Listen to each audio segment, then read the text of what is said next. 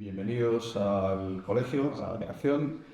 Hace ya mucho tiempo que Pepe nos había planteado esta iniciativa y tras algunas vicisitudes y un aplazamiento, estamos encantados de tener a Carlos hoy aquí y muy contentos también por vuestra respuesta. Así que gracias por venir, espero que sea una tarde fantástica.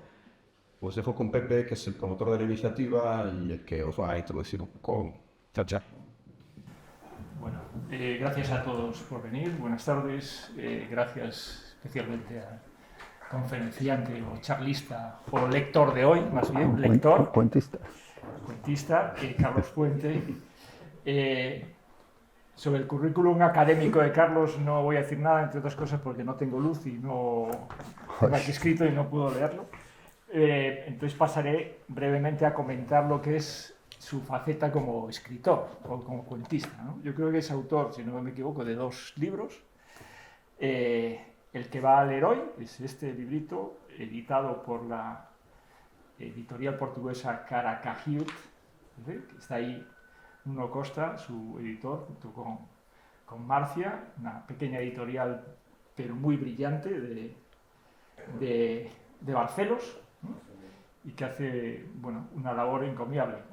Ha traído algún ejemplar, tanto del libro de Carlos como del otro libro que ha publicado de Juan y Palasma, y además tiene también como pequeños folletos, no los conocéis, en vía web, que os podéis descargar, son preciosos, es una maravilla.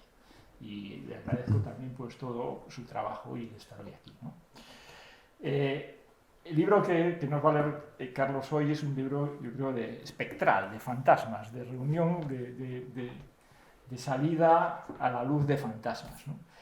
Pero el libro anterior, yo creo, Idas y Vueltas, que lo conocéis, si no lo conocéis, pues leerlo y releerlo, creo, porque a mí particularmente es un libro que me encanta y que leo y releo de vez en cuando, aún recientemente.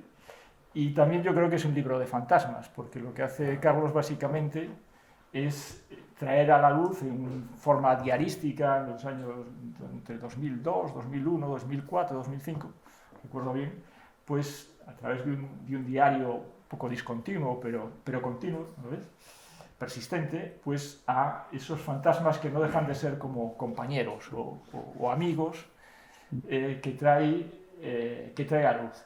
Hace poco leí un libro, yo no soy un lector, nada de lector, no conozco un poco la obra de Nietzsche, pero leí en un libro una obra, una frase que citaban de Nietzsche que me gustó mucho, que decía que entre nosotros y la actualidad hay que poner al menos el espesor de 3 siglos, decía Nietzsche, ¿no? Y yo creo que Carlos pone al menos el espesor de 70, 80 o 90 años para traer en su libro Idas y Vueltas a sus amigos. Sus amigos se llaman seguramente Corbusier, se llaman Piccioni, se llama Max Pill, se llama Alejandro La Sota, se llama Alison y Peter Smithson, se llama Sigurd Leverenz, importante y muy buen amigo, Álvar Alto y tantos otros. En cambio hoy pues se va a referir básicamente a sus amigos finlandeses a través de 4 cuentos estacionales, que además tienen una prolongación, que creo que no va a leer hoy, pero podría tener una prolongación en un cuento danés al menos, que será cuestión de otra lectura, ¿no? Si hubiese una aclamación popular y quisiesen más, que saliese otro toro, lo toreaba también, ¿eh? Sin más, os dejo con Carlos, que va a hacer esta lectura, que además también se va a convertir en un espectáculo de imagen y algo más, ¿no? Apago el micro y os dejo con él.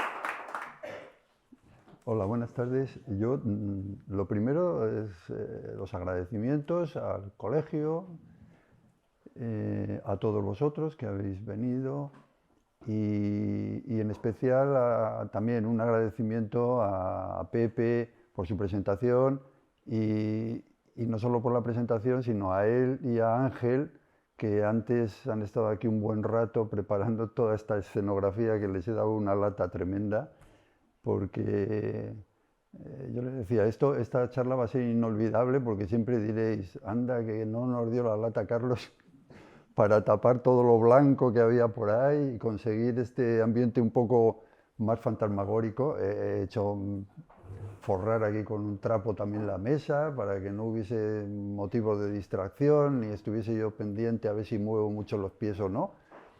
En fin, y que lo importante sea que nos acompañen todos estos fantasmas que vamos a convocar hoy aquí. Haré primero una brevísima introducción, de decir de dónde viene esta cosa de estos cuentos y cómo surge. En el 2019, en la primavera del 2019, por causas familiares, en concreto, aquí está mi mujer, que en fin, era la que tenía que ir a Finlandia por un tema de trabajo para dar clases en arquitectura en la ciudad de Tampere, y yo, como estoy jubilado, dije, bueno, pues mi sitio está allí, ¿qué voy a hacer yo aquí, no? Y nos fuimos para allá, sin saber muy bien para cuánto tiempo iba a ser la cosa, pero bueno, entre unas cosas y otras, pues ella incluso un poquito más que yo, pero yo estaba allí 4 años, lo cual es mucho tiempo, realmente es bastante tiempo. Ha habido de todo, ha habido momentos más de nostalgia o morriña, como queráis, de ciertas cosas que se habían quedado aquí en España, pero también ha habido momentos magníficos, y también se dio una circunstancia que en cierto modo en el último de los cuentos aparecerá tangencialmente, que fue la pandemia, ¿no? Porque es que nos pilló allí, ¿no? Nos pilló allí, pero nos pilló por los pelos, porque fue después de una de las vacaciones de Navidad, que en Navidad veníamos y tal unos días, y al volvernos para allá enseguida, ¡pum!, cayó la cosa. Y claro, con lo que aquí cayó, pues allí dijimos, bueno, hemos venido a un refugio, es increíble esto, ¿no? Porque no tenía nada que ver, ¿no?, con lo que aquí fue, lo que pasó y todo esto, ¿no? Eh, yo no había estado nunca en Finlandia, pues sí, dice Pepe que entre los fantasmas estos que me acompañan, pues estaría Alvar Aalto, por supuesto, de siempre, ¿no?, desde estudiante y tal y cual. Pero sí, siempre tenía la cosa esa, bueno, pues hombre, Finlandia, porque sí que había estado en Suecia, pero en Finlandia no, ¿no? Y yo decía, hombre, algún día igual estaría bien hacer una escapada. Claro, lo que yo no podía saber era que esa escapada iba a durar 4 años, ¿no? Y tan tarde, ¿no? Tan tarde en mi vida. Pero bueno, llegó el momento y como allí, ya digo yo allí no me llevé los deberes, ni teletrabajaba, ni nada por el estilo, ¿no? Entonces dije, bueno, voy a aprovechar para conocer este país. Primero conocer el país, ¿no?, en su integridad, para lo cual empecé, pues casi me remonté a leer las cartas finlandesas de Ganivet, ¿no?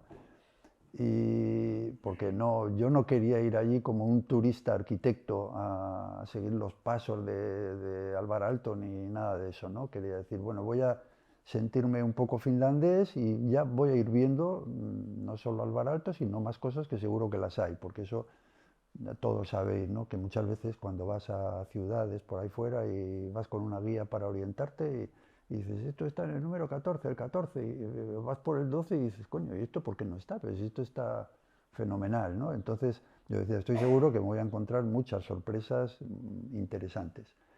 Y así fue, ¿no? Así fue.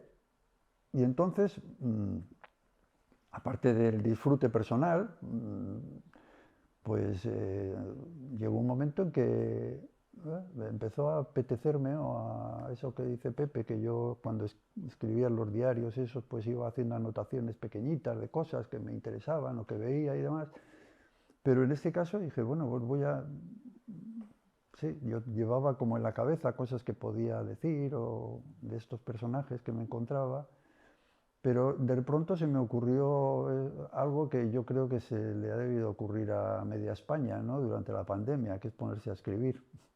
o mucha gente, ¿no?, lo ha hecho.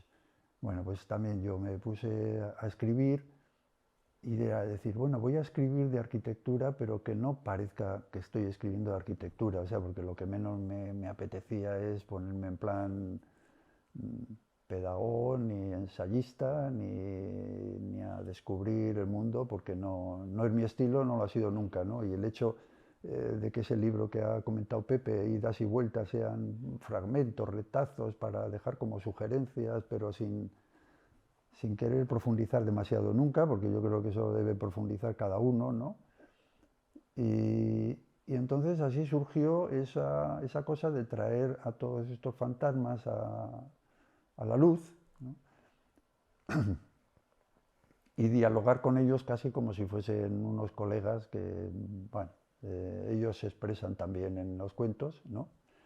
En general diré que son unos cuentos que tampoco nacieron con la voluntad de ser 4. O sea, yo escribí el primero porque en aquel momento, a raíz de una visita al cementerio de Helsinki, me apeteció hacerlo, ¿no? Y aquel se llamó Cuento de invierno.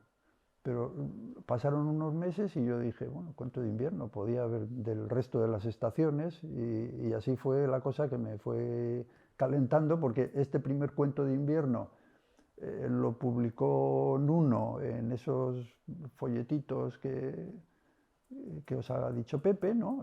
Por separado, ¿no? Hubo que traducirlo al inglés porque la editorial publica en inglés. Y ya me lancé con los otros, tal, y bueno, pues ahí están. Diré que a pesar de ser cuentos de fantasmas, no son cuentos de miedo, ¿no? No dan miedo, lo digo porque también está por ahí atrás un nieto mío pequeño, y dirá, cuentos de fantasmas. Uy. No dan ningún miedo, son unos fantasmas muy buenos, son muy simpáticos, y el único que tiene un tinte un poco más sombrío, que es el último, como he dicho, porque ahí aparece a relucir el tema del COVID, no está nombrado para nada, pero el ambiente del cuento es un poco así, más trágico, o podía ser trágico, aunque afortunadamente el narrador se salva por los pelos y sale de ahí corriendo, ¿no? Bien, y yo creo que ya, sin más dilación, pues enseguida voy a seguir un esquema en los 4 cuentos, que es, va a haber una imagen, que en vez de pasar imágenes, que eso distrae mucho, va a haber una imagen que acompaña al cuento. En cuanto aparezca ahora, antes de nada, voy a decir un poco muy por encima qué es lo que estáis viendo, cada una de las imágenes, ¿no?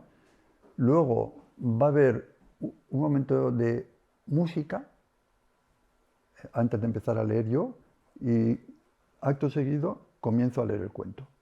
Cuando termino yo de leer el cuento, hay otra música y volvemos ya a repetir el ciclo en el siguiente cuento y así sucesivamente. ¿Sí? ¿Puedes poner la imagen? Vale. Bien, este es el primer cuento, que se llama 3 tumbas en Helsinki, y es el cuento de invierno.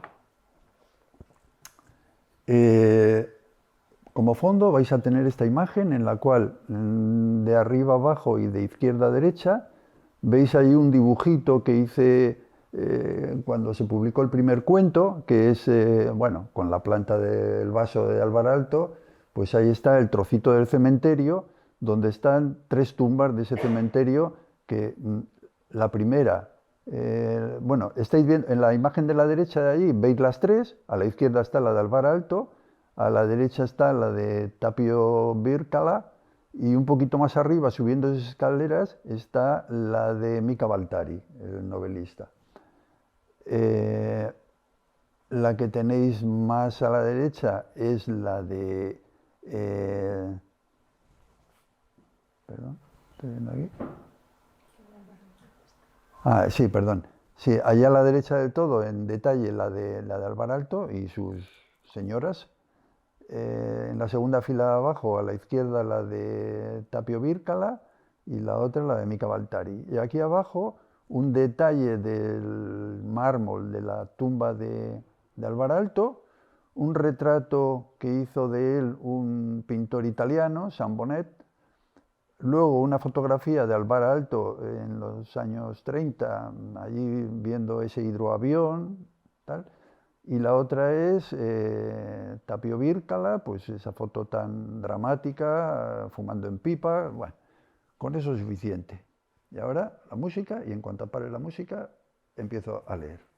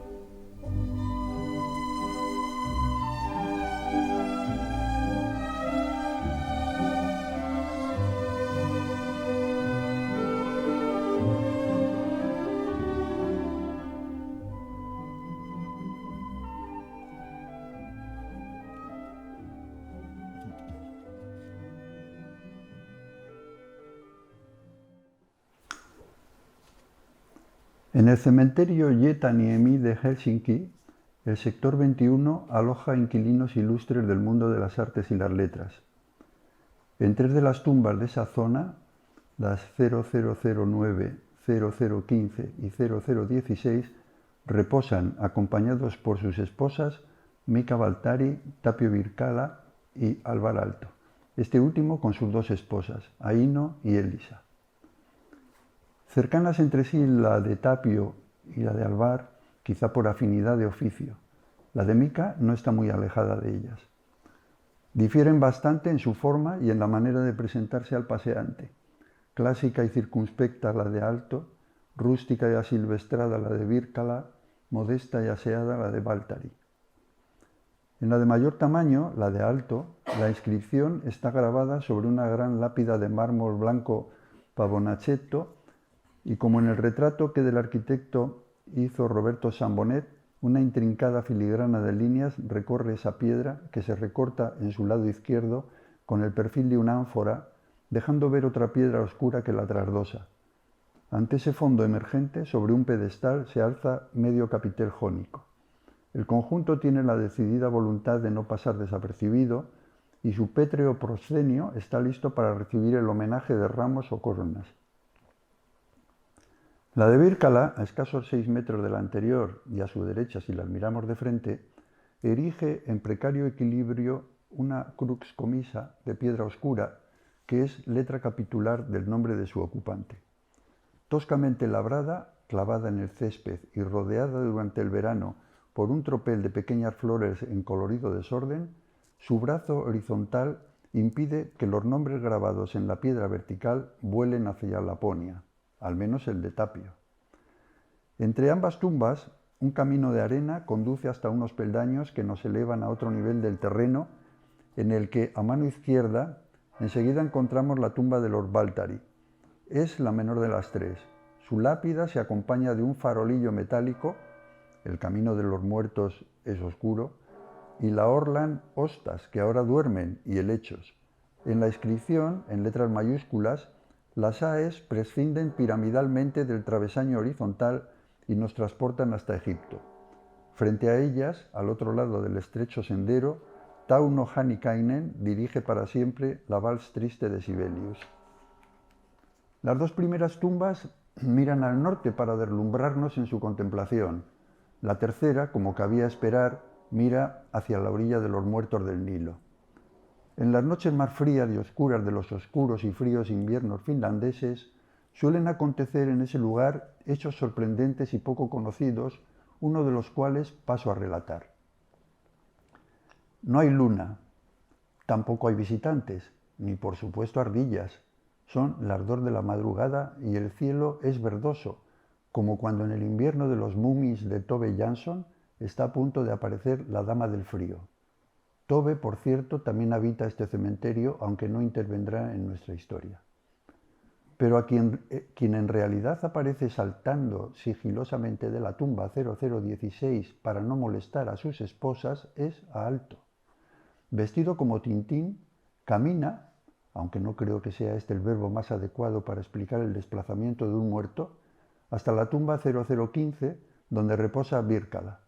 Da un golpecito sobre el gorro del ataúd y enseguida aparece Tapio con botas de trekking y fumando en pipa. En el remolino blanco de su testa no se sabe bien qué es pelo y qué es humo. Un segundo después, están ya sentados en los cercanos escalones que conducen hacia la tumba de los Baltari. Vemos junto a ellos, sin que sepamos cómo han aparecido, varias botellas de vodka Finlandia y unos vasos Ultima Thule. Están hablando. ¿Hablando? Habrá quien diga que lo que parecen voces no son sino los leves crujidos de la escarcha, pero yo diría que hablan. ¿Y de qué hablan?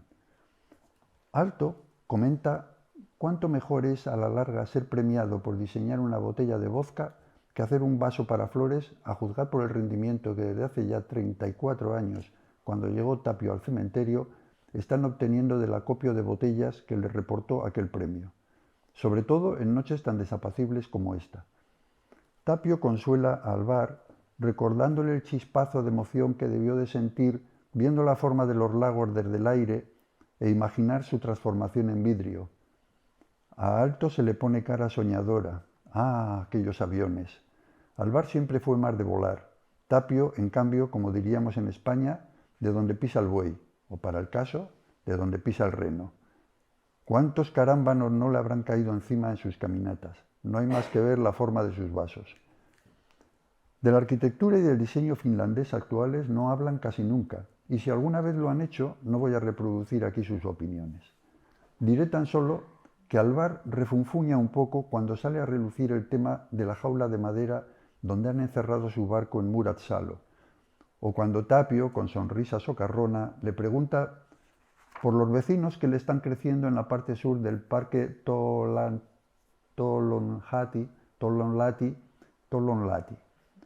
Perdón por las pronunciaciones, a veces ni los 4 años me han dado para más.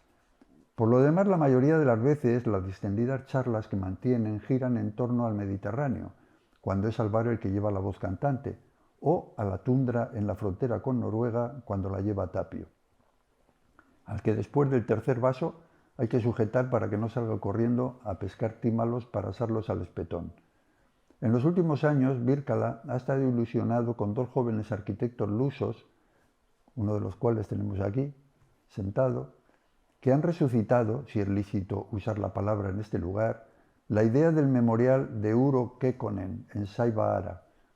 Pero aunque en su situación actual él no tiene prisa, va todo tan despacio. De pronto, el murmullo tenue pero creciente de una salmodia va sumándose a las voces de nuestros dos personajes. Yo, Sinue, hijo de Senmut y de su esposa Kipa, he escrito este libro, no para cantar las alabanzas de los dioses del país de Kemi, porque estoy cansado de los dioses. Alvar y Tapio se vuelven para ver cómo parsimonioso, deslizándose por la escalera sin tocar los peldaños, llega Mika Baltari. Viste batín de terciopelo oscuro con ribetes claros y al cuello un pañuelo de seda blanco. Y babuchas. Quizá parezca un atuendo poco adecuado a las circunstancias climatológicas, pero hemos de tener en cuenta que Atón calienta lo suyo. Alvar y Tapio dan la bienvenida a su vecino y como buenos anfitriones, haciéndole un sitio entre ellos, le ofrecen de beber. No tienen cerveza egipcia de la 18 dinastía, chartrés tampoco, pero sí vodka. Aceptado este, le dejan continuar con su monodia. ¿Por qué no beber vino para alegrarnos en este rincón al que la corriente nos ha traído? Porque la campiña es bella y los cañaverales nos dan sombra, y las cigüeñas gritan en los juncales. Veo también los patos volar con el cuello tendido para ir a construir sus nidos. El agua brilla verde y amarilla bajo el sol, y mi corazón se siente ligero como un pájaro liberado de su cautiverio. Pasa el tiempo lentamente y ya han caído más de una botella. A Alto, que viene dando desde hace rato signos de impaciencia, sin poder contenerse, dice: Mika, sáltate toda esa melopea faraónica y vete a la mitad del libro, donde hablas de Creta. Y entonces Mika, con la mirada perdida en algún punto donde brilla una luz capaz de fundir todos los hielos de Finlandia, recita: No he visto durante todos mis viajes por el mundo conocido nada tan bello y tan extraño como Creta. De la misma manera que el mar empujaba hacia las costas su espuma iridiscente y sus burbujas brillan con los 5 colores del arco iris y las conchas marinas dan su resplandor de claridad nacarada. Alvar y Tapio abren tanto la boca que a este último se le cae la pipa. Su arte es también maravilloso y caprichoso y cada artista pinta según su inspiración sin preocuparse de las reglas ni de los cánones. Sus jarras y sus copas resplandecen de colores brillantes y en sus flancos nadan todos los animales extraños y los peces del mar. Las flores se abren y las mariposas flotan en el aire, de manera que un hombre acostumbrado a un arte dominado por las tradiciones siente una inquietud que le da la sensación de que está soñando. Tapio se levanta como un resorte, chasquea los dedos, pone los brazos en cruz, comisa, y comienza a marcarse un sirtaki en toda regla. Sus edificios no son grandes y formidables como los templos y palacios de los demás países, pero al construirlos se buscan la comodidad y el lujo sin preocuparse del exterior. Les gusta el aire y la limpieza y sus ventanas son anchas. Alvar levanta sus brazos, apoya una de sus fantasmales manos sobre el hombro de Tapio y se suma al baile. Siguen pasando las horas, son más de las 8. Empieza a atisbarse una especie de borrosa claridad por el sureste. Se van diluyendo en el aire como un vapor neblinoso las 3 figuras, sus botellas y sus vasos. Pero los susurros siguen ahí, se enredan entre las piedras de las tumbas, cuelgan de algún árbol. Y a quien vaya a ese cementerio y escuche con atención, incluso en un día de verano, puede que le llegue alguna frase, alguna palabra, alguna melodía.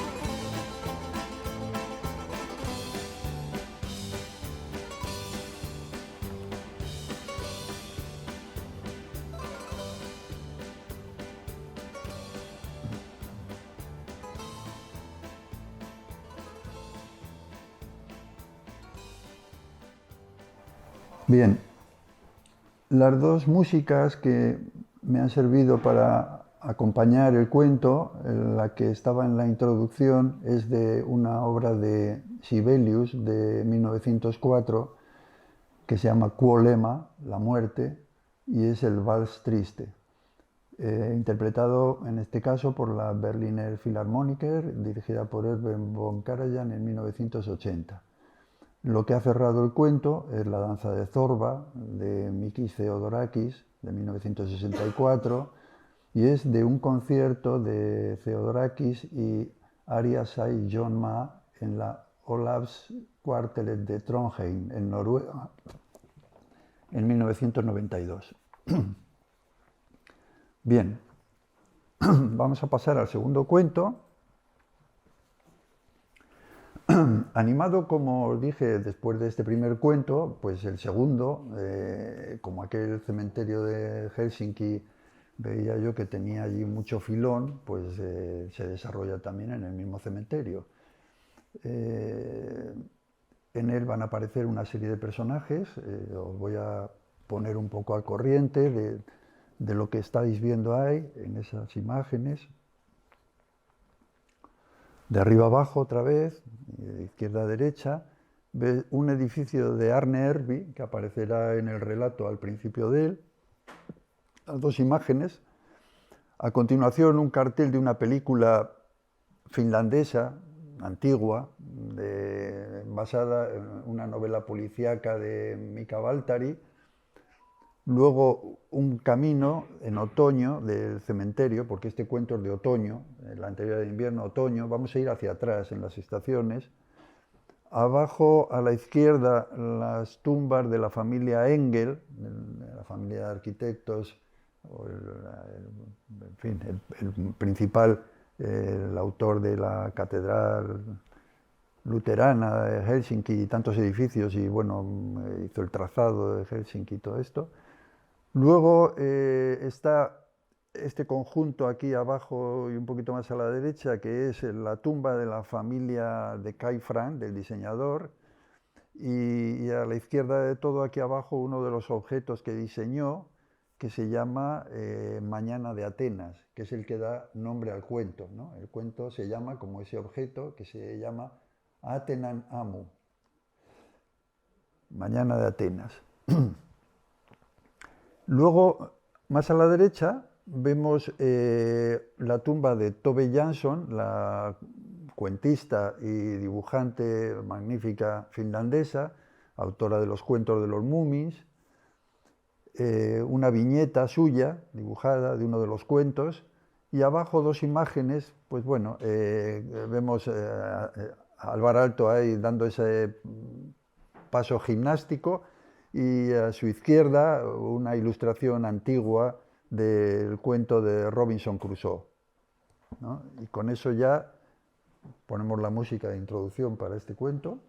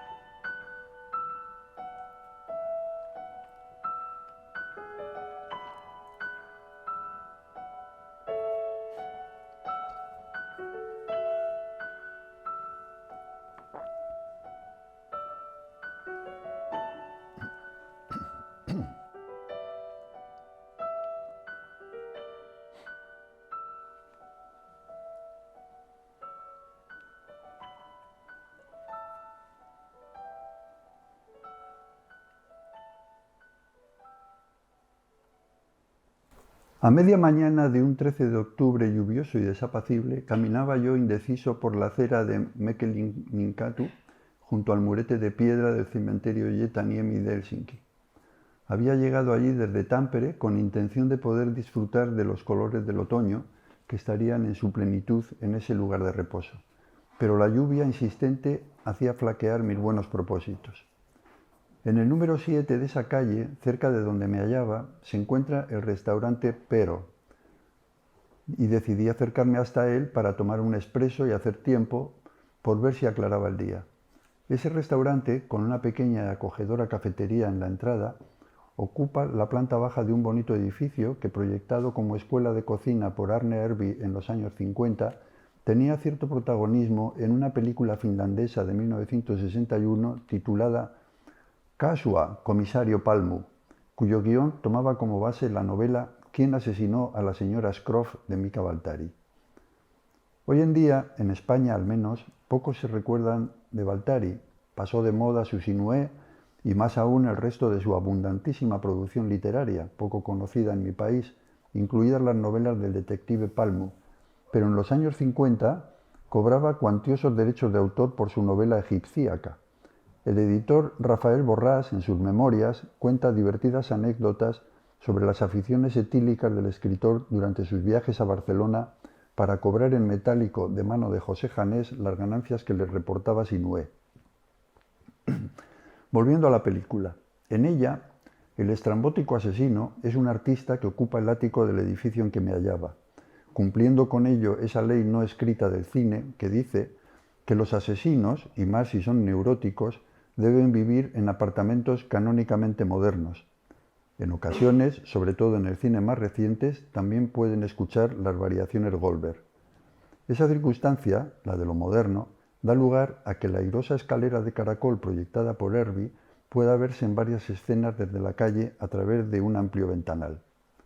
Así pues, allí estaba yo en el escenario de las investigaciones de Palmu y con Mika Waltari, Joel Rinne, actor que encarnó al comisario Palmu en la pantalla, y Arne Ervi enterrados a escasos 250 metros de donde me hallaba. Pero terminé el expreso y la lluvia persistía e incluso arreciaba por momentos, por lo que salí de Pero y volví hasta la puerta del cementerio próxima a la Capilla Vieja. Entré. Con ese tiempo no había rastro de visitantes y el otoño me recibió como había esperado en todo su esplendor. Los árboles aún mantenían en parte su follaje y el que habían perdido se extendía alfombrando senderos y parterres, aunque para estropear lo que podía haber sido un escenario perfecto, de tanto en tanto encontraba algún jardinero enfundado en su traje de agua y con grandes auriculares, agrupando montañas de hojas secas con esos infernales y molestos sopladores que han venido a sustituir a los antiguos rastrillos. No teniendo ni prisa ni plan fijo, comencé a deambular por el borde sur del cementerio, contiguo a Lapinladellantie. Allí 5 severos paralelepípedos de granito gris, como 5 dedos paralelos, señalan las tumbas de la familia Engel, incluida la del gran arquitecto Johann Carl Ludwig Engel, responsable en parte de que Helsinki sea lo que es. Por su proximidad a la verja parece como si el finado anhelase volver a incorporarse al trabajo en cualquier momento.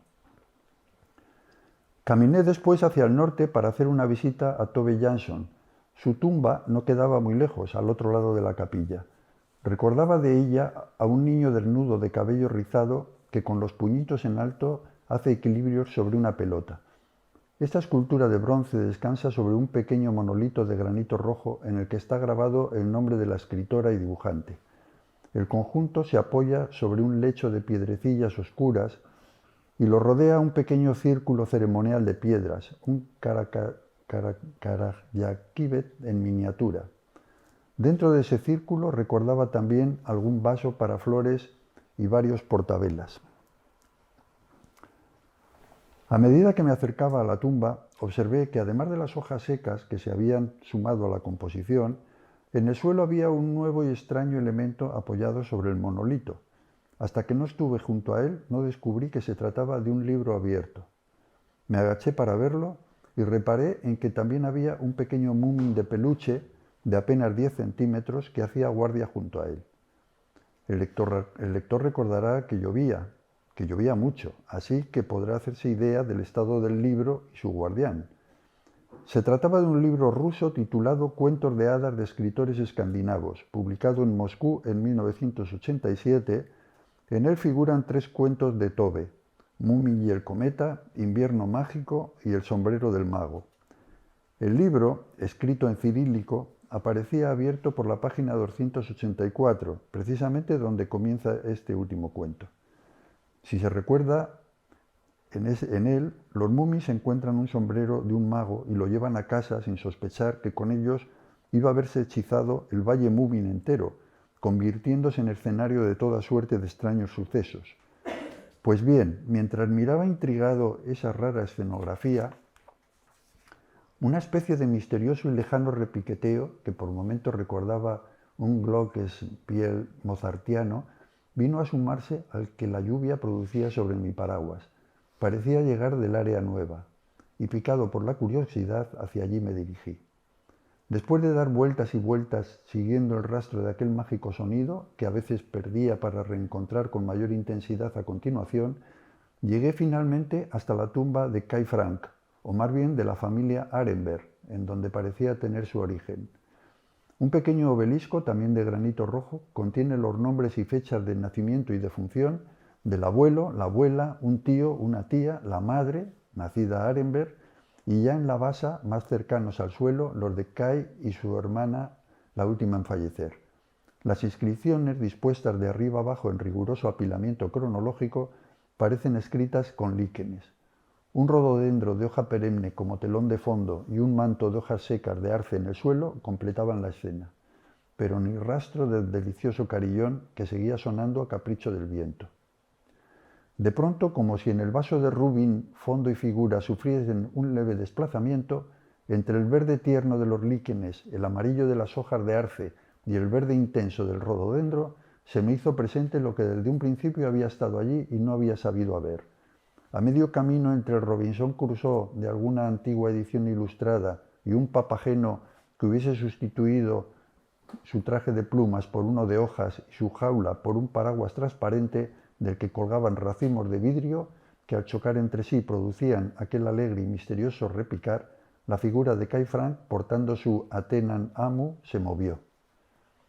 El mínimo desplazamiento inicial pasó a ser un decidido caminar y como parecía ignorarme, decidí seguirle. Bajó hasta el camino principal y girando a la izquierda echó a andar por él tan alegre, pese al día, como si pasease por Santorini en una mañana de verano. Nos cruzamos con algunos de los jardineros impermeabilizados, pero entre la lluvia que no cejaba en su empeño y el ruido de los soplahojas que tampoco, ellos a lo suyo. Quiero decir que no estaban para oír campanas. Íbamos así, Kai abriendo camino y yo tras él, en parsimonioso y tintineante paseo, cuando me pareció ver a lo lejos, como a la altura del sector 21A, el de los artistas ilustres, una figura que sin más atuendo que un bañador oscuro realizaba exagerados movimientos que no sabría si definir como gimnásticos o danzarines, levantando ora una, ora otra sus piernas hasta poner los pies a la altura de la cabeza. Al acercarnos observé con asombro que era Alvara Alto el que ejecutaba aquella especie de aurrescu y deduje que lo hacía en honor de Kai o de sus campanillas, ya que cuando estuvimos ante él dio fin a la danza y mano derecha en pecho hizo una ceremoniosa y solemne flexión de tronco ante mi acompañante. A partir de ahí iniciaron una conversación en la cual yo quedaba excluido, lo que me hizo pensar que el interés de los vivos por los muertos no es recíproco, cosa que considero muy sabia por su parte. Decía Alto que ya desde primera hora de la mañana había oído un sonido como de campanas y aunque en un primer momento lo atribuyó a su vecino Selim Palgren, que por estar a tono con el tiempo estaría ensayando Sa de Pisaroita, pronto se dio cuenta del carácter más meridional de aquellas notas, por lo que no pudo menos que ponerse un bañador y salir a recibir el día con unos salutíferos ejercicios. No, Tapio no está, respondió a la pregunta de Kai. Había salido hacia Saibahara. Kai asentía, sonreía y movía su vítreo y transportable campanile, pues sabía que eso daba placer a su amigo. Después de comentar algunas cuestiones sobre el diseño actual finlandés, en cuyos detalles mejor será no entrar, se despidieron con afecto y Kai y yo tras él seguimos camino subiendo por los escalones que nacen entre la tumba de Alto y la de Virkala. A pocos metros nos encontramos con un pequeño tumulto ante la tumba de Mika Valtari. Aunque solo eran 3 las figuras allí reunidas, podemos llamarlo así, dada la estrechez del camino. Mika, su vecino Tauno Hannikainen y el comisario Palmu, o sea, Joel Rinne, que dicho sea de paso se había alejado bastante de su sector, hacían cábalas sobre el extraño rumor de campanillas que flotaba en el aire aquella mañana. Mientras que Mika apuntaba a la posibilidad de que se hallasen ante un nuevo caso para el comisario, Tauno, con un cuaderno de hojas pautadas, estudiaba la estructura de las notas que pillaba al vuelo. Cuando nos vieron aparecer, o más bien vieron aparecer a Kai con su vítreo sonajero, dada mi aparente invisibilidad para los habitantes de ese lugar, Palmu, que ya se frotaba las manos ante lo sugerido por Mika, puso cara de chasco al ver que, paradójicamente, con la aparición de Kai, desaparecía su caso. Tauno quiso saber en qué tonalidad estaba afinado el instrumento, y Mika, olvidando sus anteriores conjeturas, aunque no del todo dada su afición a la novela detectivesca, preguntó, sin dirigirse a nadie en particular, si lo que portaba Kai era un instrumento de percusión o de viento, añadiendo, sin esperar respuesta, que en cualquier caso, vidrio mágico era ese, como aquel que los sacerdotes de Babilonia con el que confeccionaban instrumentos para aumentar el tamaño de los objetos, pareciendo además suave como el pecho de Nefer, Nefer, Nefer, Nefer. Tras esa disertación, sacando de la manga un oboe de 2 cañas y siguiendo el ritmo de las campanas, dio unos pasos solemnes y akenatónicos para invocar el favor de los dioses de la cosecha. Entretanto, Palmu permanecía cabizbajo y Tauno tarareaba tomando notas en su cuaderno. Mientras contemplaba con asombro el estrafalario concierto, me di cuenta de que ya no necesitaba paraguas, pues había cesado de llover. Me distraje un momento mientras lo cerraba y tras hacerlo comprobé con un ligero sobresalto que estaba solo, en medio de un silencio que solo rompía el sonido distante de los soplahojas. Kai, Mika, Palmu y Tauno parecían haberse desvanecido en el aire. Pensativo y fascinado con lo que había visto y oído, salí del cementerio caminando lentamente por la misma puerta por la que había entrado. Tal vez penséis que lo que he contado es solo una fantasía producida por la contemplación de la lluvia tras los cristales mientras degustaba mi espresso, recordando la película del comisario Palmu. Habrá también quien opine que es el fruto de una placentera cabezada. Pero mi consejo es que si alguna vez pasáis por Hietaniemi, aunque no llueva, recordéis el sombrero del mago. Entonces, prestando mucha atención, quizá tengáis, como yo tuve, la suerte de escuchar las campanas de una mañana de Atenas en Helsinki.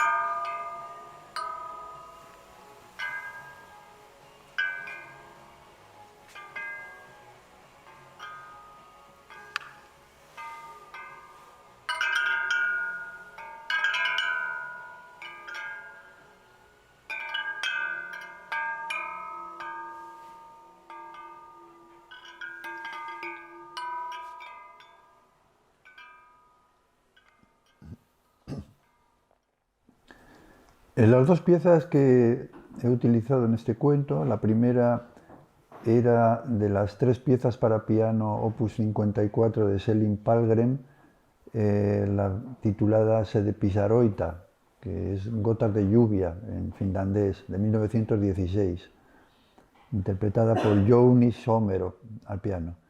Y la segunda ha sido el sonido del tintinábulo ese de cristal, el Atenan Amu, de Kai Frank, diseñado en 1954. Bien, cambiamos la imagen.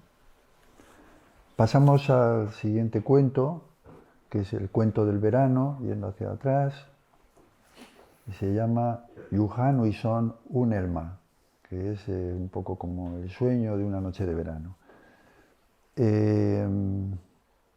Aquí cambiamos ya de escenario, ya, bien, pensaba que como ya veía que esto iba a continuar, pues dije yo, vamos a ir a otro sitio, y en este caso nos vamos a trasladar a Muratsalo, donde está la casa de verano de Alvar Aalto, ¿no? Entonces aquí, en la imagen que vais a tener delante, vemos arriba el camino que conduce hasta la casa, a la derecha el pabellón que han hecho para guardar el barco, los carrizales, ahí a la derecha de todo, la sauna, un aspecto del interior del patio, un aspecto de los tejados, de los pabellones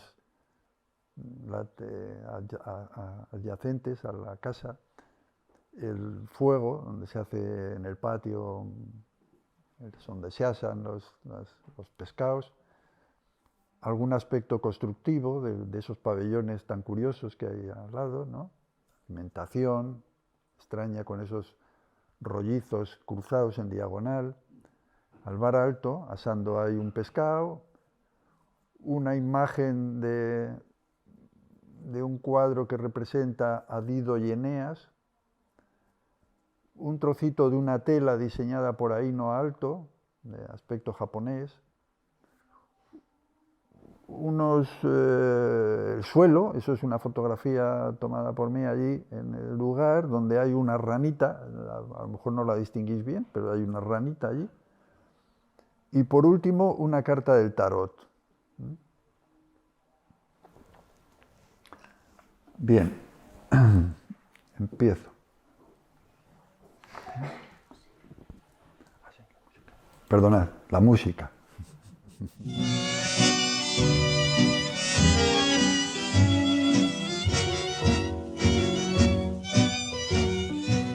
Mä tässä kerran ullakolle yksin kapusin ja sattumalta vanhan kaapin siellä aukaisin.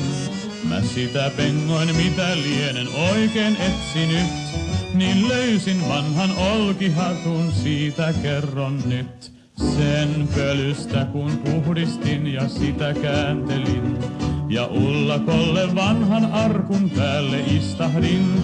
En aikaa tiedä miten kauan siinä viivähdin, kun isoisän tarinaa mä hiljaa muistelin.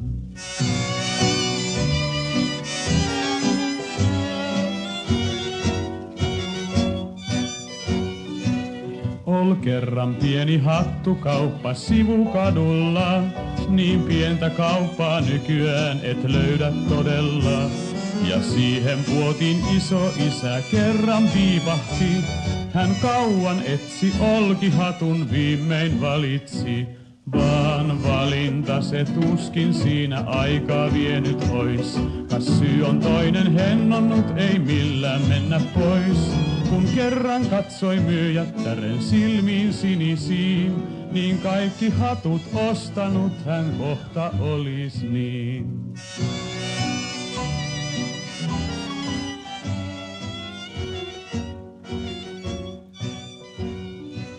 Niin kului aikaa sinisilmäin vuoksi tosiaan, nyt romanssi niin kaunis kohta puhkes hukkimaan. Uváscula, 22 de junio de 2019. Hoy en esta isla ha ocurrido un milagro. Así comienza la invención de Morel y así podría yo comenzar este relato cambiando el hoy por ayer. La trama de la novela de Bioy Casares, calificada por Borges como perfecta, utiliza aquel recurso querido por Chesterton que consiste en hacernos creer que estamos siendo testigos de algo sobrenatural para desvelarnos finalmente que el artificio que sustenta lo narrado, aunque fantástico, es fruto del ingenio científico. Bioy utiliza la palabra milagro como un camuflaje. En mi caso, como luego veréis, tendría que usarla en sentido literal. También podría abrir esta narración con un golpe de timbal, al modo de Dickens en Canción de Navidad, con la revelación de una verdad incontestable. Cito: para empezar, Aalto estaba muerto. De eso no cabe la menor duda. Él no dice Aalto, sino Marley, claro, aunque para el caso es lo mismo. Pero, ¿era esa una verdad incontestable en este caso? Será mejor que cuente lo sucedido y el lector juzgará. Entre 1952 y 1954, Alvar Aalto construye una casa en Muratsalo. La llama Koetalo, casa experimental, nombre que expresa una verdad a medias. En la actualidad, las visitas a esa casa son gestionadas por la fundación que lleva el nombre del arquitecto, que supongo que por razones climatológicas y de dar facilidades al turismo arquitectónico, la abre al público solo desde el primer día de junio hasta mediados de septiembre, los lunes, miércoles y viernes, a excepción de la víspera de Juhannus, si cae en viernes, como sucedía este año. La visita es concertada y pagada por internet y comienza a las 13:30. A esa hora hay que estar en la cancela de entrada a la propiedad, donde los visitantes, arquitectos en su mayoría, son recibidos. Desde que llegué a Finlandia había estado allí en 2 ocasiones, los días 3 y 12 de este mismo mes. Salía temprano desde Tampere hacia Jyväskylä en autobús para tomar allí otro que, volviendo hacia el sur, recorría 14 kilómetros saltando de isla en isla sobre el lago Päijänne, pasando por Sainatsalo y Lehtisaari hasta llegar a Murasalo. El recorrido finaliza en una rotonda junto al pequeño café Table en Bois, al noroeste de la isla, que es donde se encuentra diseminada la pequeña población local. Un descampado con 2 porterías, que sirve como campo de fútbol, y una pequeña zona de juegos infantiles nos indican que el lugar, además de servir de campamento base para los arquitectos peregrinos, ejerce de centro social de la zona. Después se emprende la última etapa del viaje, caminando unos 500 metros por la carretera, que sube primero en dirección oeste, para girar después hacia el sur. Pronto aparece en el lado derecho un vallado de madera que reconocemos como Altiano y un poco más adelante una cancela. En mis visitas anteriores, al regresar por la noche a Tampere, repasaba los pormenores del día, la extrañeza de la sauna, la suerte corrida por las plantas y frutales encargados al paisajista y jardinero Paul Olsson, la peculiar cimentación del cuerpo de invitados, el funambulismo constructivo del cobertizo, que a modo de apéndice desgajado de ese cuerpo prolonga aún más la casa en dirección sureste, y con una curiosidad casi arqueológica, el misterio de los grafismos curvilíneos que aparecen en algunos planos a continuación del citado cobertizo, tan extraños como los dibujos trazados por Poe en las últimas páginas de la narración de Arthur Gordon Pym. Aalto los describe de forma somera en su escrito para Architetti en 1953 como construcciones de ladrillo formadas libremente y un experimento con calentamiento solar. Pensaba que tenía que haber algo en lo que yo no había reparado o a lo que no había prestado suficiente atención en mis visitas anteriores. Algo, en suma, en donde debía estar oculto el misterio que emanaba de aquel lugar y que no explicaban las cosas que he nombrado. Por ello, empezó a rondarme el deseo de ver la casa sin ser acompañado. Ya que este año la víspera de Juhannus era viernes y por lo tanto día sin visitas, ¿por qué no ir allí en esa fecha precisamente? Aunque desde el primer momento me pareció una idea descabellada, no era capaz de desecharla. Sabía que trasponer la cancela no ofrecía ninguna dificultad, pero desconocía si habría cámaras de vigilancia. Aunque no lo creía probable, solo era una intuición que intentaba convertir en certeza, pensando que esa medida era innecesaria en un país como Finlandia, donde nadie iba a estar tan loco como para infringir una norma que tan escaso beneficio podía reportarle. A cambio de esta única duda, todo lo demás era excitantemente atractivo, empezando por el carácter tan especial de la fecha, el solsticio de verano, y me hacía sentir como Cary Grant en Atrapa a un ladrón. El día 19 ya tenía tomada la decisión y el 21, de bon matin, emprendí el camino desde Tampere hacia la Table en Bois. Al fin y al cabo, en la película, las peripecias de Le Chat tenían lugar en la Côte d'Azur y yo empezaba a sentirme un ladrón de guante blanco.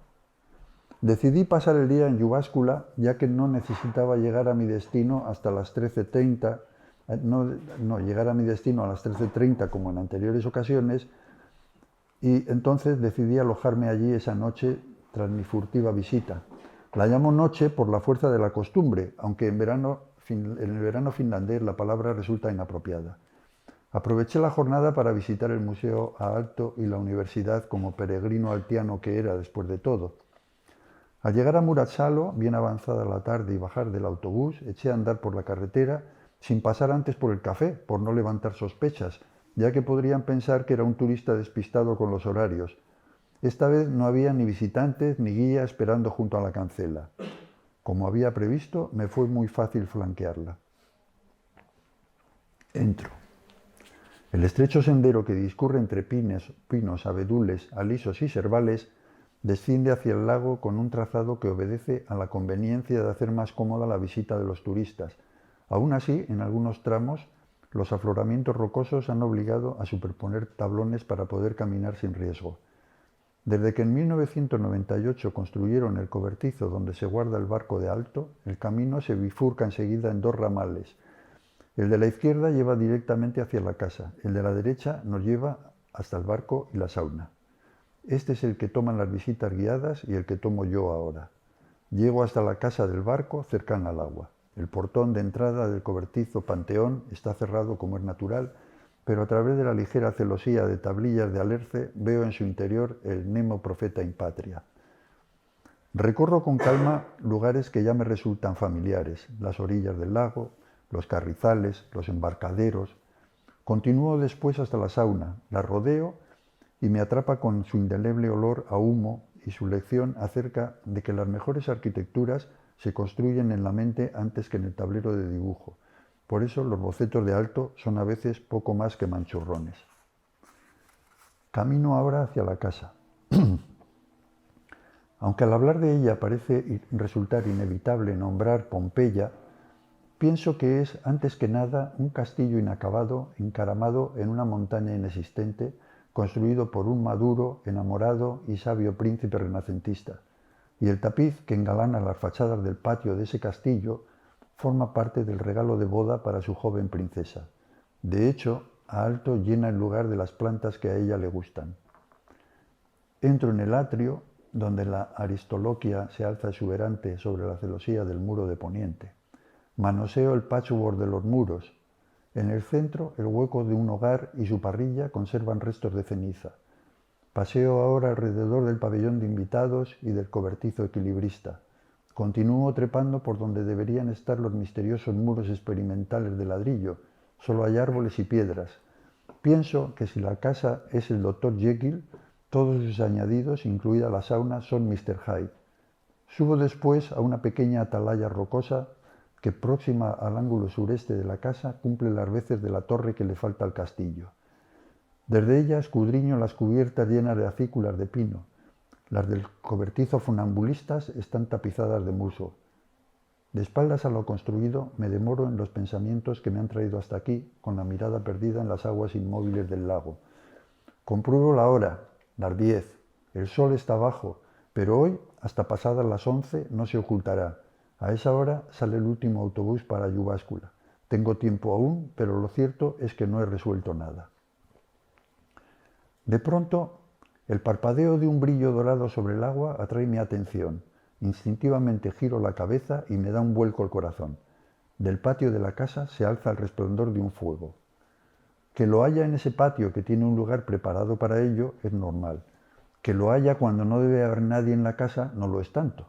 Me asalta una idea. ¿Es posible que por ser Jujanus la fundación haya organizado alguna fiesta privada? Agachado, o más bien tumbado sobre la roca, observo. A los pocos minutos veo llegar gente desde el lado de poniente, al menos 5 o 6 personas que se dirigen a la casa. No alcanzo a distinguirlas con claridad, pero creo percibir algo extraño en su vestimenta que no sé explicarme. Inicio el descenso con prudencia, manteniendo siempre la distancia hasta situarme frente al patio, al abrigo de una roca. Ahora puedo ver ya al grupo de personas, mujeres y hombres que parecen charlar animadamente, algunos de pie, otros sentados en torno a una mesa baja dispuesta sobre unos caballetes delante del ventanal. Como no distingo sus palabras, a causa de la distancia, me parece estar viendo una película muda cuya música de fondo es un murmullo humano y el crepitar de la hoguera atizada por alguien que se parece... Llevo una cámara fotográfica. Con ella podré observar la escena sin riesgo. Nunca se me ocurriría apretar el disparador por si algún indicador luminoso delatase mi presencia. Aunque a mi favor juega el que ellos deben estar deslumbrados por las llamas que se interponen entre nosotros y alcanzan casi 2 metros de altura. Enfoco la hoguera. El teleobjetivo me acerca tanto que en un primer momento quedo cegado. Mi vista se acostumbra y veo con claridad a la persona que atiza la hoguera, que es Alvar Aalto. Mi corazón ya no da vuelcos. Más bien creo que vaya a detenerse. Dejo la cámara y froto mis ojos. Permanezco con ellos cerrados unos segundos infinitos. Vuelvo a abrirlos y nada ha cambiado. O sí, ahora junto al fuego no hay nadie, por lo que miro de nuevo a través de la cámara al grupo que está entre el ventanal. Ya nada puede sorprenderme. Veo además de Aalto a Göran Schild, a Mona Schild, a Mayra Gullichen, a Maya Heinkennemo, a Elisa Aalto, a Carola Gideon, a Siegfried Gideon. Aalto está ahora junto a este último y parece decirle algo importante a juzgar por la atención con la que es escuchado. Entiendo lo que antes, cuando aún no distinguía sus rostros, me sorprendía en sus atuendos. Son las ropas con que aparecen en las fotografías que conozco de los años 50. ¿Qué es lo que me está pasando? ¿En qué tiempo estoy? Si la ropa de esa gente corresponde a los años 50, ¿he viajado en el tiempo como el personaje de Wells? Él lo hacía hacia el futuro, ¿lo he hecho yo hacia el pasado? La única máquina en que he viajado hoy ha sido el autobús urbano número 16, pero durante ese viaje no soy consciente de haberme desvanecido como un remolino de cobre y marfil brillando débilmente. Además, no he partido de ningún laboratorio, sino de una parada de Vapedencatu en Yuváscula. Pero el hecho es que aquí estoy, atenazado por el temor a ser descubierto por esos seres que no son de mi tiempo. Miro el reloj y aunque los últimos minutos se me han hecho eternos, compruebo que solo han pasado 15 desde que empezó el asunto. Ahora Aalto está otra vez ante las brasas con una enorme parrilla en la que un salmón crucificado va a ser ofrecido en sacrificio. De príncipe renacentista ha retrocedido aún más en el tiempo hasta ser un arúspice etrusco. Tengo que salir de este lugar, no sé si para estar a las 11 en la máquina del tiempo o para tomarme un vodka. Camino hacia mi derecha y paso entre el cuerpo de invitados y el cobertizo equilibrista. En el libro de Wells, el viajero a través del tiempo trajo 2 flores blancas del futuro. Yo me agacho para recoger un puñado de musgo del pasado. Sigo hacia la sauna, la dejo atrás y llego al panteón náutico que sigue en su sitio. Al instante, ese pensamiento tan banal como incongruente me golpea como un martillo, porque el sitio del barco en los años 50 debería ser el agua. Un escalofrío recorre mi espalda. Al tiempo, como si las pruebas que desmoronan la teoría del viaje al pasado se acumulasen para construir otra teoría más terrible, veo a mi izquierda, apenas a 10 metros y junto al agua, la figura de Aino Aalto. Viste una especie de kimono de color azul profundo con flores de cerezo blancas. Su rostro dolorido trae a mi memoria el dedido en el fresco de Tiepolo de Villa Valmarana y tarareo en silencio el aria de Parcel. When I am lithe in heart, obey my wants. Estoy rodeado de muertos que no respetan la cronología. Lo que empezó como excitante aventura lleva camino de convertirme en Le Chat escaldado. No quiero ser el último en salir de esta cueva de Salamanca finlandesa a la que vine para aprender. Sabemos de los riesgos que el saber conlleva, y sin embargo, a pesar del terror que me invade, no sé si la desolación de Aino o el dolor puro del adiós de Dido en la ópera de Parcel, que resuena en mi cabeza, hacen que me apiade de esa reina de Cartago que se lamenta ante mí mientras su Eneas se dedica a comer salmón, suponiendo que los muertos coman, y siento el impulso irrefrenable de acercarme hasta ella para consolarla. Miro al suelo para ver dónde pongo los pies en este terreno accidentado y cuando llego a donde debería estar ella, solo alcanzo a ver una rana arvalis que, como la del haiku de Vaso, alcanza el lago de un salto. ¡Plop! Ahora mi huida es desordenada pero vertiginosa. Llego a la carretera, bajo hasta la tabla Amboise. En medio de la desolación espectral, con el sol tras los abetos y a punto de ocultarse, veo el autobús que ya no es una máquina del tiempo sino solo el 16. Son las 11. Me subo a él en el último minuto y casi doy un respingo cuando al pedir el billete me parece ver en el conductor al arquitecto Francisco Alonso de Santos, que desde la semipenumbra de su cabina, con su leonada cabellera blanca recogida en un moñete al estilo finlandés y una sonrisa que convierte sus ojos en dos rasgaduras confucianas y sabias, parece preguntarme: ¿has comprendido ahora? En el tarot, el número 16 es la carta de la torre. Prefiero no pensar en lo que en ella se representa, porque si ya no estoy en la máquina del tiempo, bien pudiera estar en la barca de Caronte. Soy el único viajero. Arrancamos. En Lehtisaari no hay nadie en la parada. El autobús pasa de largo y mi inquietud va en aumento. Avanzamos silenciosos en la luz fantasmagórica del solsticio. Por suerte, en Seinäjoki recogemos a un grupo de jóvenes alegres y cantarines. Al llegar a Jyväskylä y bajarme del autobús, miro al conductor, que ya no se parece a nadie que conozca. Más tranquilo me dirijo al hotel. En la habitación abro una nevera y encuentro un botellín de Koskenkorva. Lo bebo de un trago y, agotado por las emociones, me tiendo sobre la cama. Al levantarme, después de pocas horas de un sueño inquieto y poblado de pesadillas, he anotado con la mayor fidelidad posible el recuerdo de lo sucedido ayer en Murat-Salo. La canción que sonaba antes del cuento se llama Iso Isan Olkihatu. Esto en finlandés significa el sombrero de paja del abuelo. Es una canción de 1951 cantada por Tapio Rautavaara, que es un cantante que en esos años 40 y 50 fue popularísimo en Finlandia, y la he puesto porque imagino que si después de comerse el salmón todo aquel grupo de amigos hubiese puesto música, seguramente esta música hubiese sonado en aquel momento. Y el final es de la ópera de Parcel, Dido y Eneas, el monólogo y la muerte de Dido, de mi Dido Aino, y la interpretan aquí Les Arts Florissants, dirigidos por William Christie. Bien, vamos a cambiar, vamos a pasar al último cuento, que es el cuento de primavera, y que, como decía al principio, es quizás el más oscuro, y se llama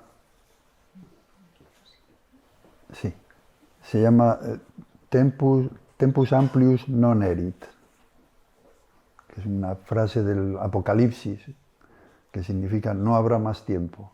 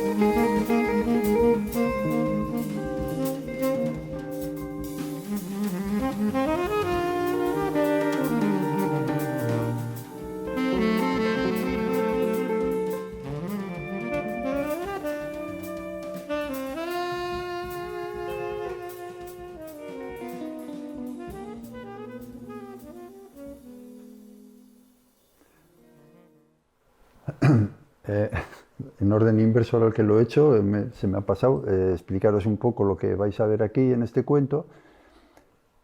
Arriba un cilindro de estos de barbería, a la derecha una imagen de la película El Mago de Oz, con Dorothy arrastrada por el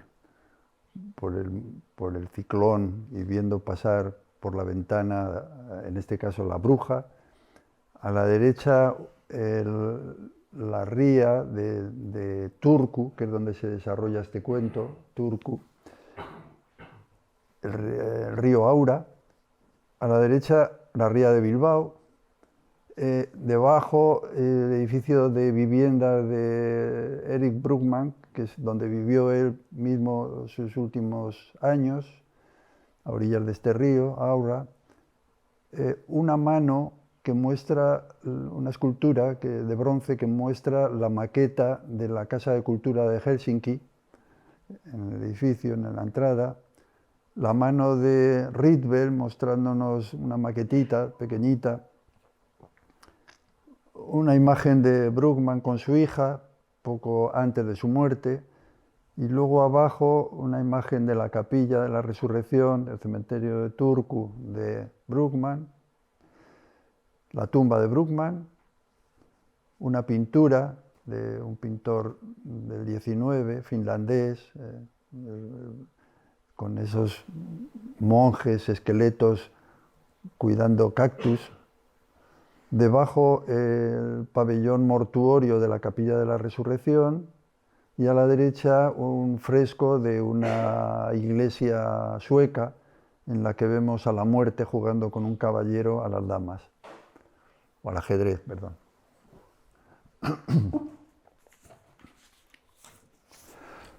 Bien. Empieza así.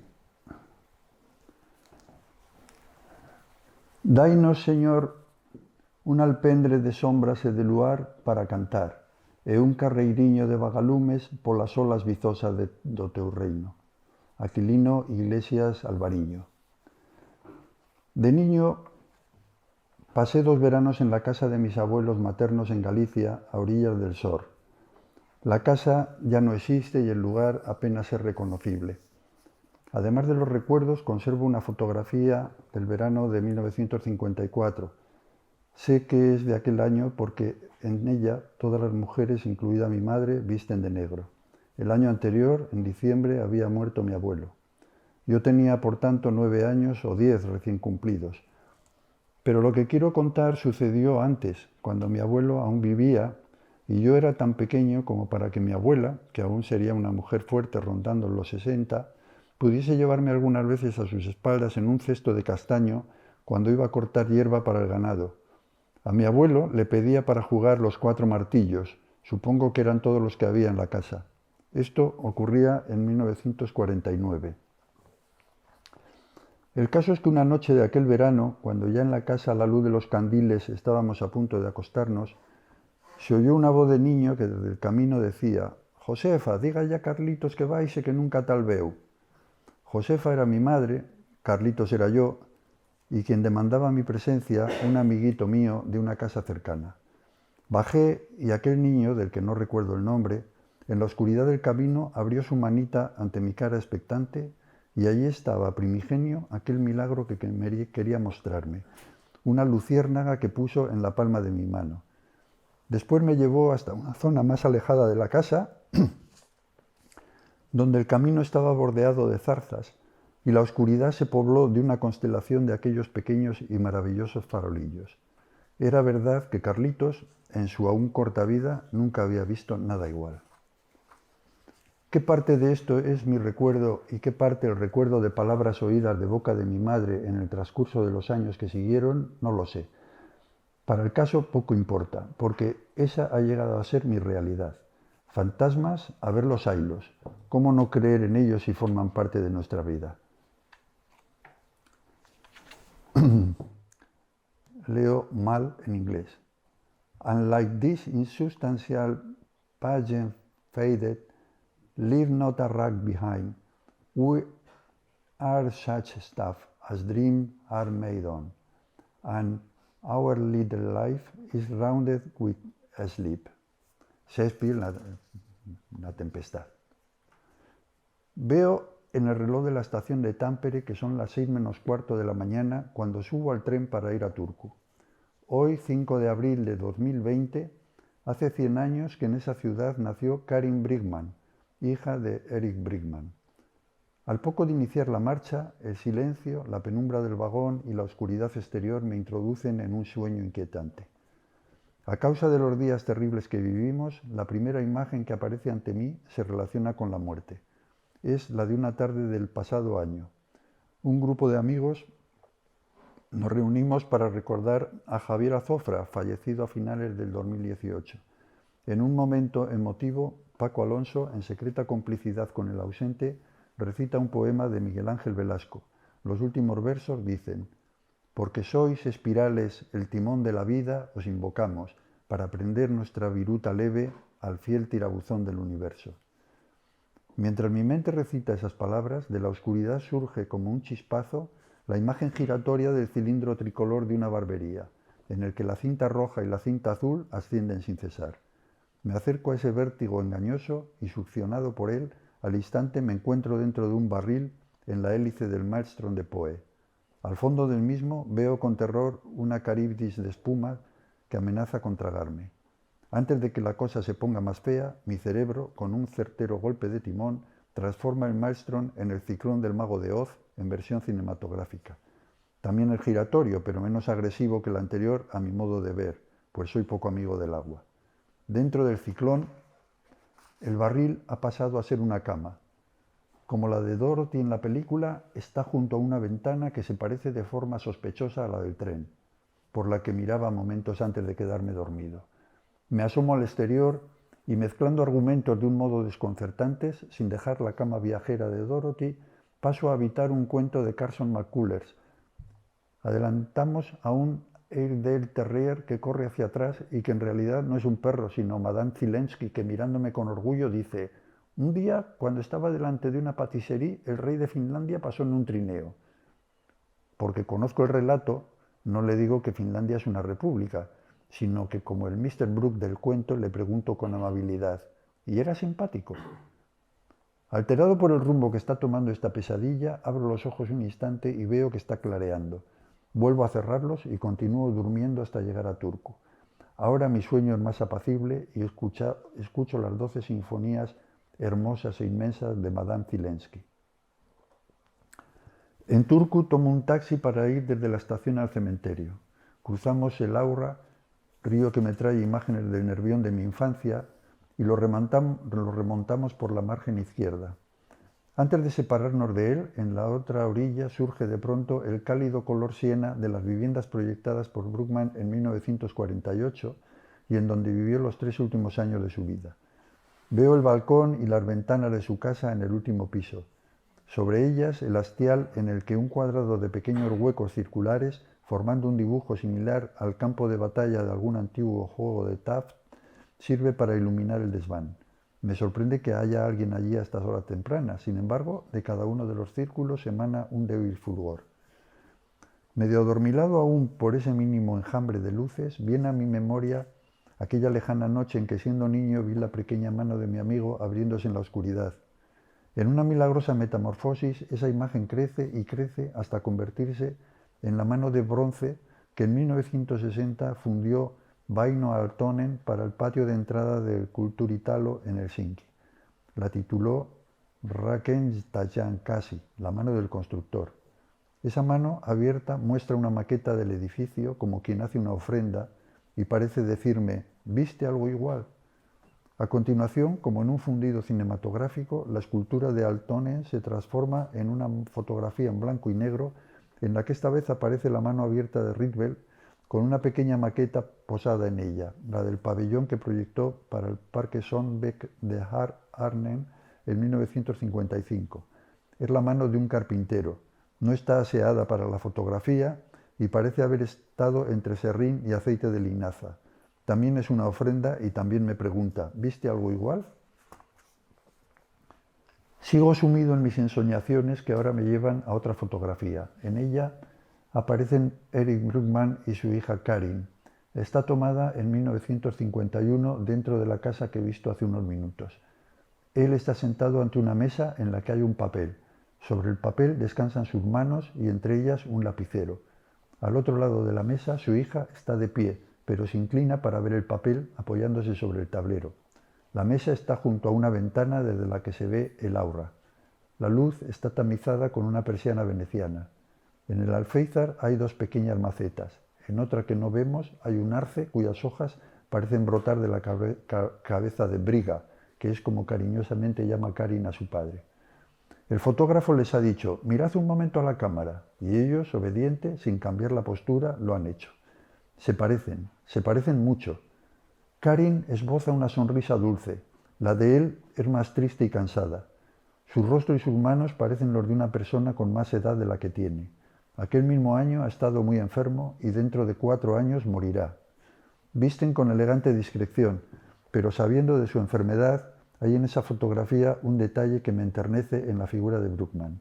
Por debajo de la buena americana de Cheviot y de la impecable camisa blanca con los cuellos almidonados, de sus antebrazos brotan, bajo los puños de la camisa, como queriendo ver lo que dibujan las manos, las mangas de una camiseta interior, posiblemente de lana merina. Se ha detenido el taxi a la entrada del cementerio por la puerta vieja en Ude-Mantie, junto a la floristería Cucaporti. Hay otra puerta al norte, más cercana a la capilla de Bruckmann, pero prefiero esta de la parte antigua para entrar desde poniente. Bajo, compro 2 ramos de narcisos amarillos y con ellos entro al mundo de los muertos. Subespecie Eternitatis.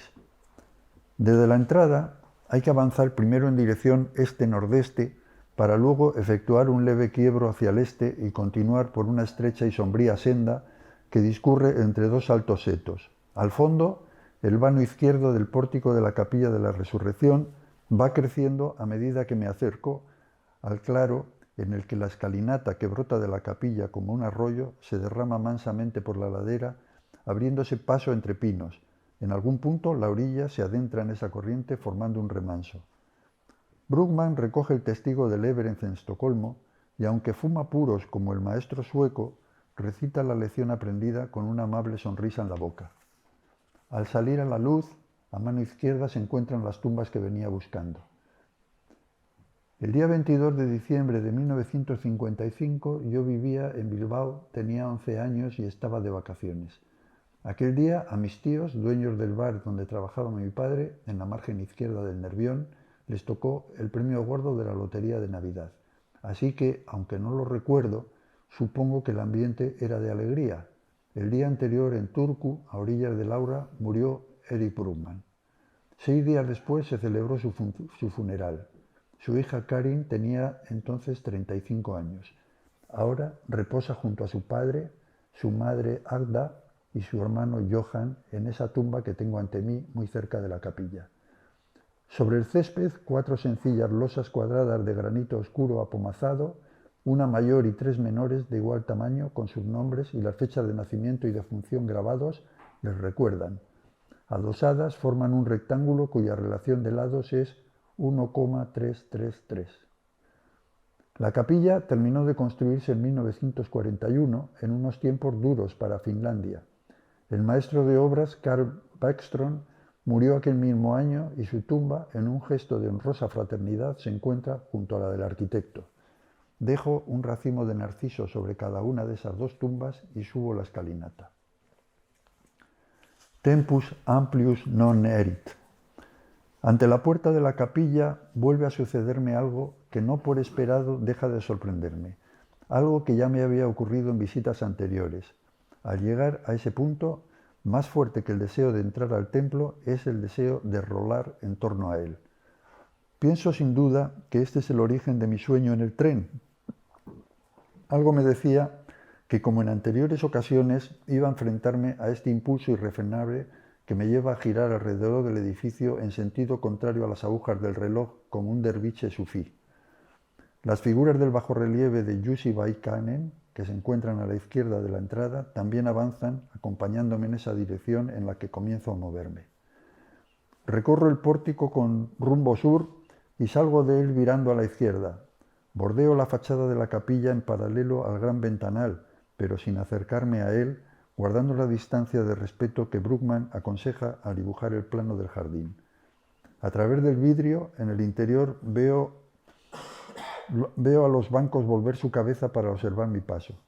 Llego al cortavientos de salida de la nave lateral y a la gran vidriera de sutiles colores pastel, sabiamente dispuesta para iluminar tras el altar el inexistente fresco de Arne Ninivirta. Si a Arne no se lo hubiese llevado por delante la tuberculosis y el hambre en 1942, cuando tenía 35 años, el fresco estaría en ese muro por el que ahora trepa la hiedra. Tras los vidrios soplados se vislumbran macetas con cactus. Desde el jardín de la vida veo el jardín de la muerte de Simber. Dejando atrás el porche cubierto que une el templo con la sala mortuoria, rodeo este taciturno paralelepípedo, cofre de la muerte clavado al terreno, que el arquitecto representa en sus planos, ajeno a las guirnaldas festivas de caminos, parterres, muretes, setos y pavimentos del resto del proyecto. Parece como si las piedras, que forman una especie de zócalo desordenado que intenta trepar por sus muros, fuesen las manos mismas de la parca que tiran de ese cofre para impedir que huya. Una vez sorteado ese cabo de hornos, sigo mi ruta a lo largo de la fachada norte, dejando atrás el cordón umbilical que une la morgue con la capilla, y también el promontorio de las discretas y domésticas dependencias parroquiales. Ahora Bruckmann me guía con destreza hacia la fachada en sombra de la iglesia, perforada por 4 ventanas cuadradas de acuosos vidrios soplados y un alto hueco poligeminado que alumbra el coro. Ciñe este muro un sendero en curva que discurre en ligero ascenso, acompañado de un bajo murete de piedra enmantelado de flores. Y así llego al punto de partida junto al bajorrelieve de Vaikanen, tras pasar bajo la cruz dorada de la fachada de poniente, que vestida de zarcillos y hojas de parra, en las tardes soleadas es una y trina. Comienzo de nuevo. Hélices de ARN y ADN, cilindros de barbería, maelstroms, tornados, zarcillos, girando hacia el corazón del tiempo, para anularlo. Quizá sea ese el verdadero sentido de la frase del Apocalipsis. Ahora hay que partir. Desde la escalinata observo 2 figuras sentadas junto a la tumba de los Bruckmann. Al irme acercando a ellas veo de frente al propio arquitecto.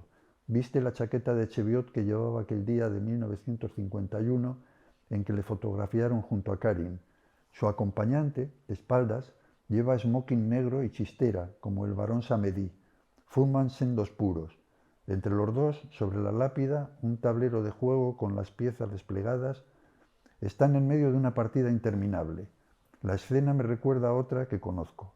Cuando ya estoy junto a ellos y en el preciso momento en que el jugador negro, una vez más, como tantas desde aquel lejano 21 de diciembre de 1955, arrincona al rey, Briga alza la vista, me sonríe con tristeza y, como en un descuido, con el antebrazo, desparrama las piezas sobre el tablero. Es la señal de que debo apresurarme a salir de aquí. Lo hago sin mirar atrás.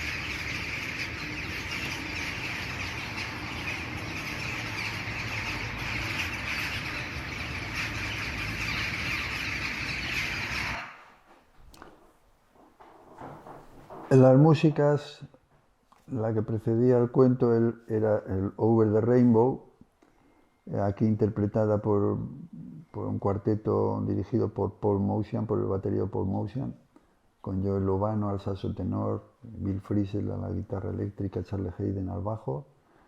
Y esto del final es una grabación que hice yo de una bandada de las muchas que en Finlandia en determinadas épocas se juntan de cornejas y que bueno, tienen este final un poco dramático, ¿no?, de la situación, como os decía al principio, del momento. Y bien, pues estos son los 4 cuentos, por mi parte.